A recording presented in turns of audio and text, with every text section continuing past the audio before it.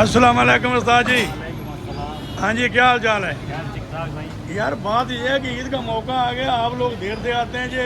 काफ़ी लोग मोटरसाइकिलों वाले इधर घूमते हैं इधर उधर। आप टाइम से आओ, जो ईद का मौका है सारे मोटरसाइकिल सेटअप कराने में चक्कर में फिर रहे हैं।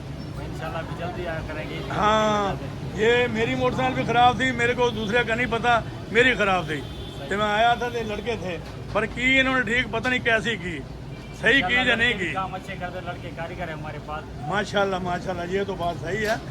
बहरहाल बात यह है कि थोड़ा टाइम दिया करो, ये दुकानदारी है, रोज़ी का टाइम है, ईद का मौका है।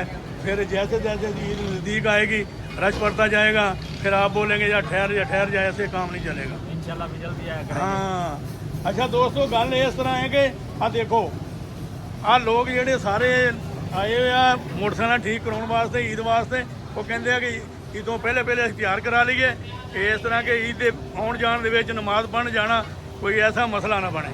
ਦੇਖੋ ਨਾ, ਇਹ ਸਾਰੀਆਂ ਮੋਟਰਸਾਈਕਲਾਂ ਸਾਰੀਆਂ ਇਸ ਵਾਸਤੇ ਆਈਆਂ, ਠੀਕ ਹੋਣ ਵਾਸਤੇ। ਹਾਂਜੀ ਆ ਦੇਖੋ ਜੀ, ਇਹ ਦੋਸਤ ਸਾਰੇ ਜਿਹੜੇ ਆਏ ਆਪਣਾ ਮਿਸਤਰੀ ਦੇ ਕੋਲ ਆ, ਕਾਰੀਗਰ ਆ ਸਾਰੇ। ਆ देखो, कोई कारीगर है, कोई वैसे भी खड़े हैं। बहरहाल आपको सब कुछ दिखा रहे हैं हम। देखो, आप देखोगे तो माशाल्लाह आपका दिल खुश होएगा। ये देखो ना मिस्त्री के दुकान के में कैसा कैसा सामान पड़ा है, सारे पाने छाने ये सब कुछ पड़ा है।